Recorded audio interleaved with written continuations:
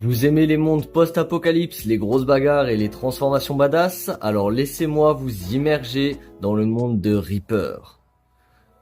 Reaper est un shonen d'aventure fantastique écrit par Geronimo Cejudo et édité par Ankama Éditions. Paru pour la première fois en France le 3 juin 2022, il est actuellement composé de 4 tomes et un 5e tome est prévu pour le 29 août 2025. Dans Reaper, nous suivons Junk et Crappy. Le premier est un orphelin dont le passé est inconnu et le second un raton laveur bleu. Oui, bleu, tout va bien. Suite à un cataclysme ayant ravagé la Terre et ayant rendu l'air irrespirable sur la planète, de terribles créatures prirent le contrôle de celle-ci, les Wendigo. Les derniers survivants de cette tragédie durent tous se réunir dans une tour appelée le Bosquet. Parmi ces derniers, certains décidèrent de se former au combat pour se défendre face à l'envahisseur. On les surnomma les Reapers. Lors d'une de leurs missions, l'escadron du chêne fit la rencontre de notre héros et son acolyte.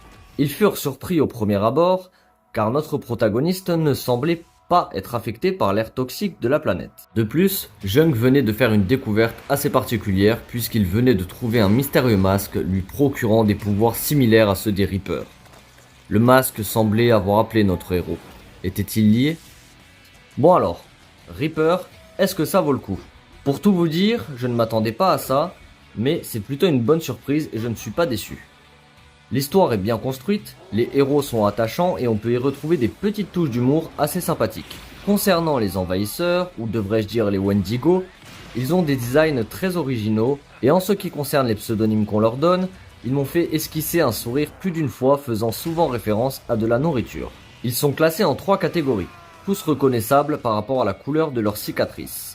Les plus faibles ayant une cicatrice jaune, puis les intermédiaires avec une cicatrice orange, et enfin les plus terribles d'entre eux reconnaissables grâce à leur cicatrice rouge. Le manga est assez original dans l'ensemble et j'ai personnellement beaucoup aimé l'histoire de Junk. Premièrement parce qu'elle est touchante, et second point pas des moindres, il s'agit du but de ce dernier. En effet, Junk ne désire pas devenir Hokage ou roi des pirates, lui veut simplement avoir une famille, pouvoir la protéger. Objectif qui me rappelle un peu celui de Sangoku dans Dragon Ball ou même de Ichigo dans Bleach. En ce qui concerne les autres personnages, je vais au moins vous présenter la brigade du chêne, je vous laisserai découvrir les autres personnages en vous procurant l'œuvre. En premier lieu, on a le chef de la section, Lance, aka Red Atlas. De caractère impulsif, il possède la capacité de transformer ses os en armes blanches. Il fut directement pris d'affection pour Junk, le protégeant même contre le reste de sa section. Il y a aussi Nessa, aka Blue Dragonfly, qui le seconde dans sa tâche de chef. Même si elle essaie de brider Lance de manière un peu virulente, elle est dévouée à sa mission qui, pour rappel, est quand même de protéger l'humanité. Son pouvoir consiste à disloquer les membres de son corps pour les allonger. On a ensuite le médecin de la bande, le Pi, aka Yellow Bumblebee. Je vous vois venir, non, il ne se transforme pas en voiture, comme ça vous êtes informés. 2 œuvres, 2 ambiances. PS, lui aussi est muet. Coïncidence? On ne le saura sûrement jamais.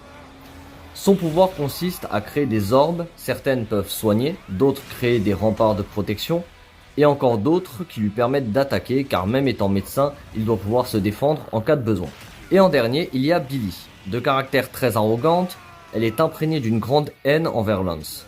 De son côté, elle n'est que prétendante au titre de Reaper, n'ayant pas encore passé le rite.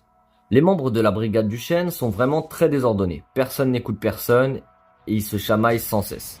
Au niveau des personnages, ils sont vraiment très cool, au niveau des designs en particulier, Junk et Crappy forcément déjà un raton laveur bleu ça court pas les rues, et pour ce qui est de Junk, ses cicatrices lui donnent un certain flow. Pour ce qui est des transformations des Reapers, les armures qui les recouvrent ont des formes d'insectes, mais en version humanoïde. Ce qui est assez sympa, on voit pas ça souvent même si des transformations similaires ont déjà été vues, ça reste quand même différent. Pour l'instant, pas d'animé en vue, mais ne paniquons pas, l'œuvre est encore jeune. J'espère quand même que ça arrivera car vu la masterclass que c'est en manga, ça ne peut que être sublimé avec une belle animation et des OST de qualité. En tout cas, c'est une œuvre à ne pas manquer car en plus d'être très bonne, c'est une œuvre française et c'est toujours sympa de soutenir les artistes locaux. Bon, je pense avoir fait le tour concernant Reaper, en attendant la suite avec impatience.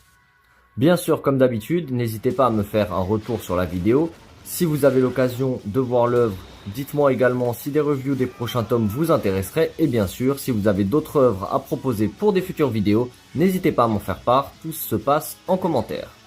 Je vous invite également à prendre quelques instants pour lâcher un petit pouce bleu et pour vous abonner si ce n'est pas déjà fait, c'est le meilleur soutien que vous pourrez apporter à la chaîne. En tout cas, il est déjà l'heure pour nous de se dire au revoir. On se retrouve dès la semaine prochaine pour une nouvelle aventure. En attendant, portez-vous bien et n'oubliez jamais, lire une histoire c'est bien, la vivre c'est mieux.